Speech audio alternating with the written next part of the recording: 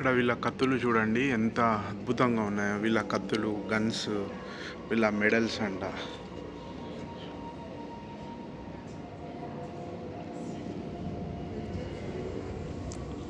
పాతకాలంలో వీళ్ళు వాడిన కత్తులు, గన్స్.